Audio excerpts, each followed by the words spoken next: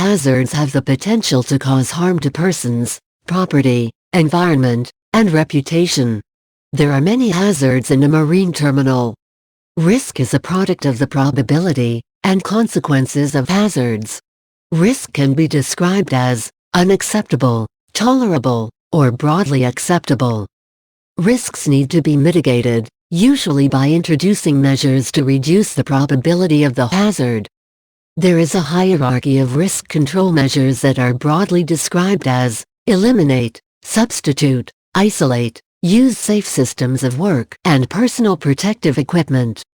Examples of engineering controls include using mufflers or buying quieter tools so that you don't have to wear earplugs, or installing guards on equipment that will prevent you from touching a moving part by mistake. Many types of PPE are used for protection from hazards. You must wear some PPE on the jetty and on the deck, no matter what job you will be doing there. More than likely, you may need to wear safety glasses, hard hat, long pants, long sleeve shirt, steel toe shoes, or leather work gloves. Different jobs will require different PPE. You may need special PPE for certain types of work in certain areas of the ship.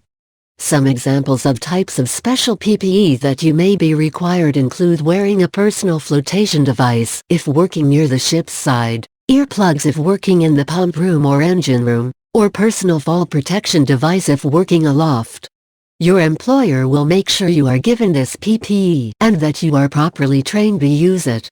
Before you begin any job, your employer will determine what hazards could harm you while you do work. The employer can then decide what PPE should be used to prevent injury. If you are ever unsure of what PPE you need, check your work permit. If you are still unsure, ask your supervisor. Before doing any work, you must know it could hurt you. The appropriate PPE for the job can be chosen. Understanding of how the PPE will protect you and knowledge of how to inspect, correctly wear and store PPE is essential.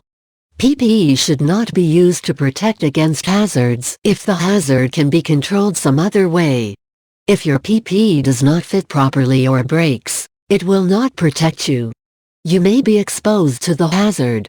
This is why employers must try to eliminate the hazards in the workplace with engineering controls.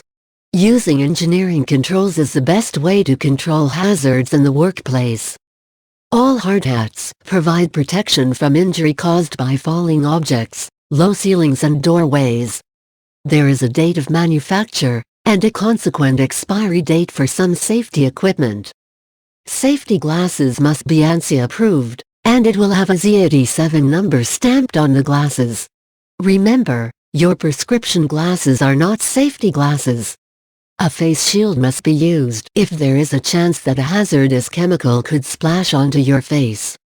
Hearing protection must be worn when the noise is so loud that it could hurt your hearing. If you work in noisy areas, you must wear hearing protection.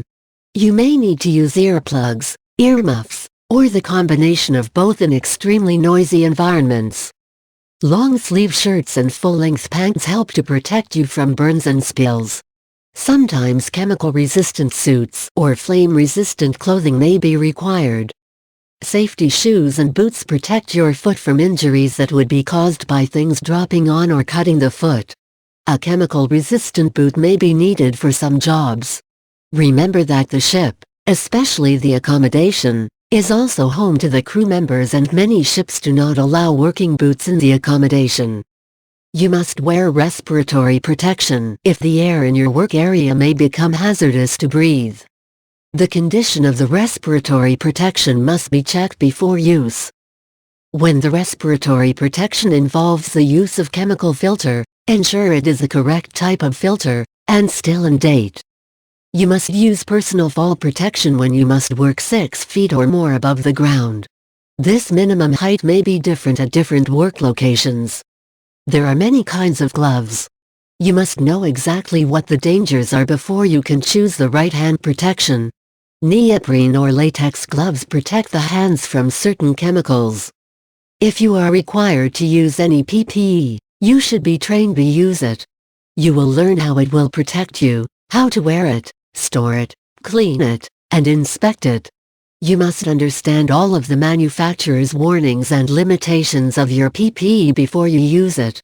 You must inspect your equipment and ensure it is clean and not damaged every time you use it.